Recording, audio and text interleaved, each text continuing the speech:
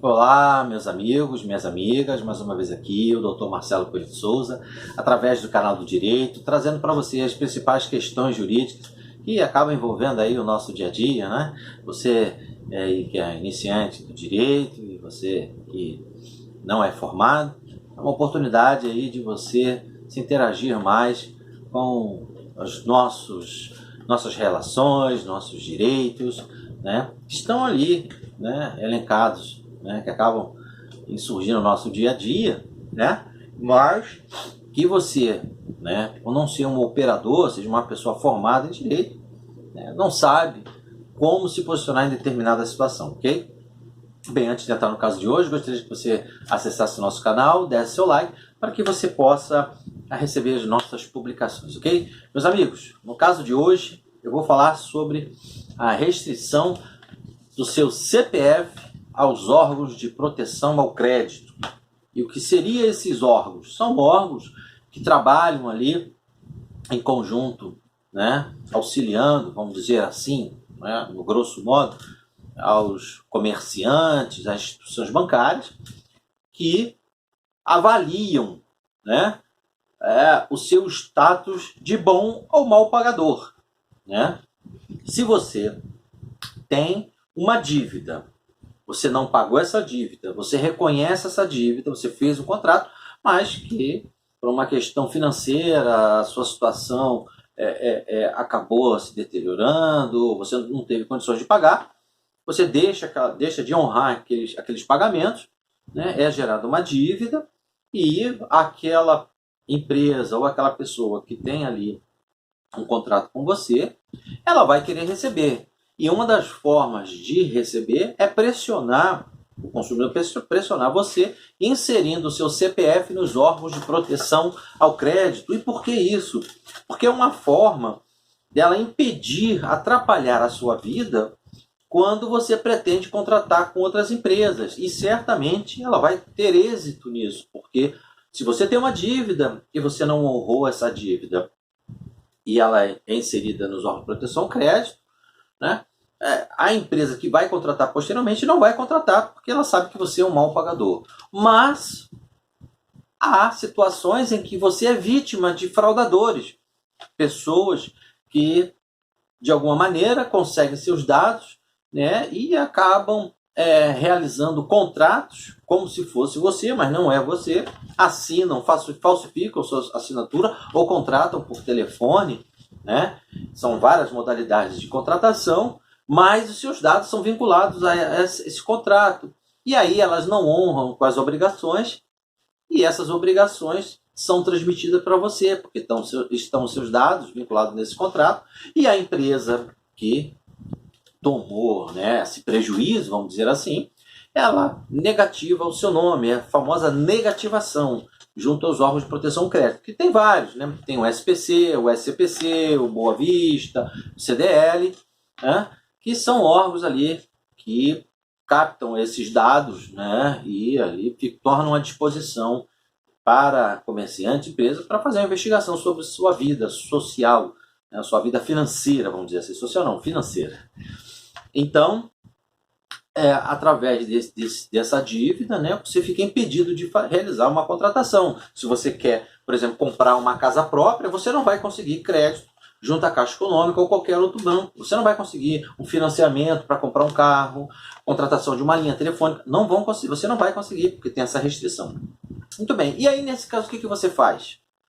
Né? Da maioria das vezes, as empresas notificam você, ó. E nessa notificação vem determinando qual é o valor da dívida e a empresa, né? E aí você diz assim, mas espera aí, eu não contratei. O que você faz então?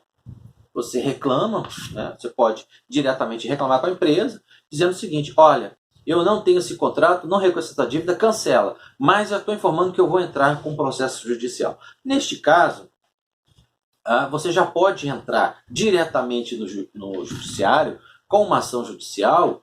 Não necessariamente você precisa requerer de forma administrativa o cancelamento daquela dívida. Você já pode pleitear diretamente junto ao Poder Judiciário, porque o dano que você sofre é o famoso dano in re ipsa, é o dano presumido. Ou seja, o ato de negativar o seu nome já lhe causa o dano moral. Muito bem. Eu também aconselho a você procurar os juizados especiais cíveis, porque o rito dos juizados especiais é um rito mais rápido, mais célere, onde você entra com um processo, já é marcada uma audiência, às vezes uma audiência una de instrução e julgamento, e ali vai ser, né, colhido ali as últimas provas do processo, se tem uma prova a produzir ou se não tem, testemunhal, né? Como os processos são eletrônicos, as provas documentais devem ser juntadas antes da audiência. Né? Na audiência você não vai conseguir, a não ser que se você for uma parte sem advogado. E aí o cartório pode fazer isso, o juiz leigo ali, inclusive, pode requerer pegar o seu documento e juntar, claro, dando vista à parte contrária. Mas se você tiver assistido para advogado, não pode, você tem que juntar antes da audiência as provas documentais. As testemunhas você pode produzir na audiência.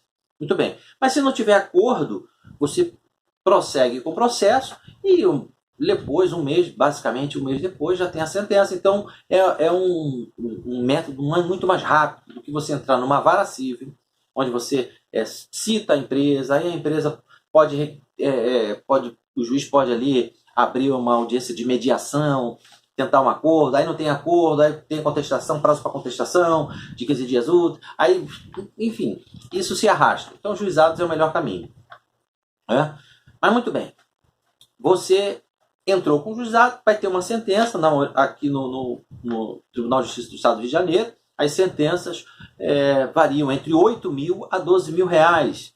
Né? E, claro, se a sentença for favorável, você ainda vai requerer o cancelamento e a baixa, né, do seu CPF nos órgãos de proteção crédito e o cancelamento da dívida.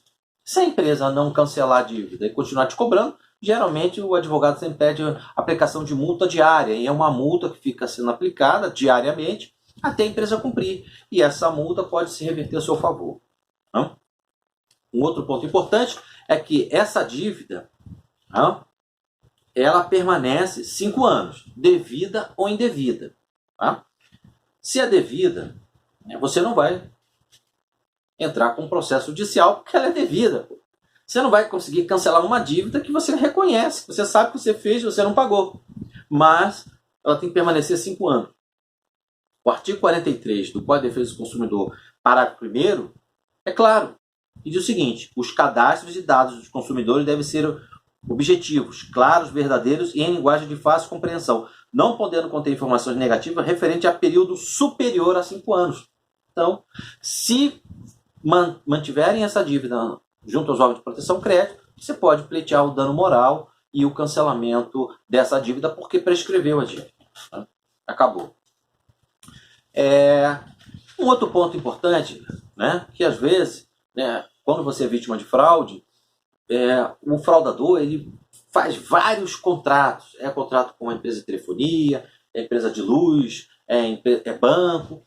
E é importante nesse caso, né, para você demonstrar que você, para o juiz que vai julgar o seu processo, você reunir num único processo. Esse é o meu conselho. Eu já vivenciei casos, né, junto aos tribunais, junto às turmas recursais e às câmaras, onde o dano moral, né, que às vezes o advogado fala assim, tem três negativações aqui, são indevidas, do meu cliente. Eu vou entrar com 3 processos. Ok, você pode entrar. Aí você fala assim, Marcelo, mas você falou que eu posso ganhar de 8 a 12 mil. Então, vamos botar um mínimo aí de 8 mil em cada processo, são 24 mil.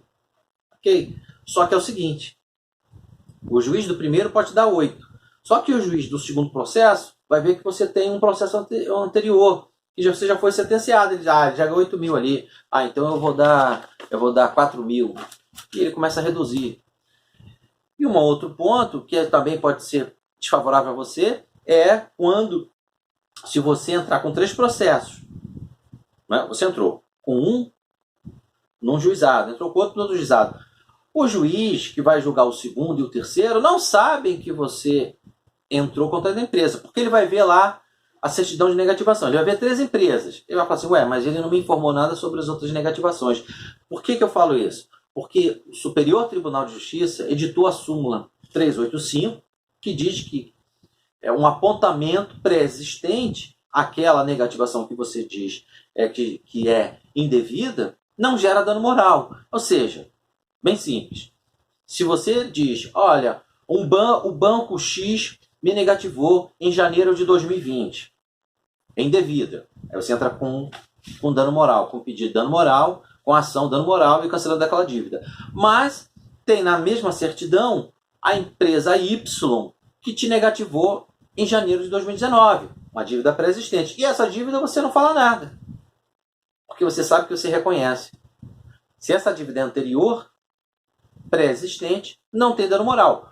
Não tem dano moral em relação a essa dívida de janeiro de 2020, porque é posterior à primeira. A primeira você não cancela, porque é devida, e a segunda você cancela a dívida, mas não tem dano moral. Ok? Então o que você tem que fazer se você entrar com 3 processos? Em cada processo, você informar que você entrou com processo contra a empresa X, porque aí você vai demonstrar o seguinte, olha, eu estou discutindo essas 3 dívidas.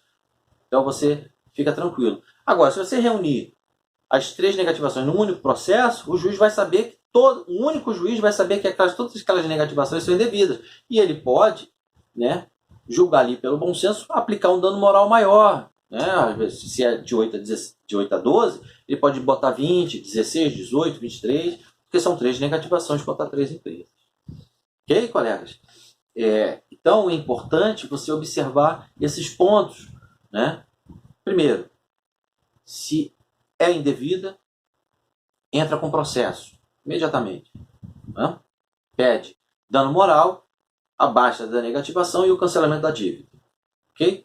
Ah, mas ela é devida e eu não tenho dinheiro para pagar. 5 anos.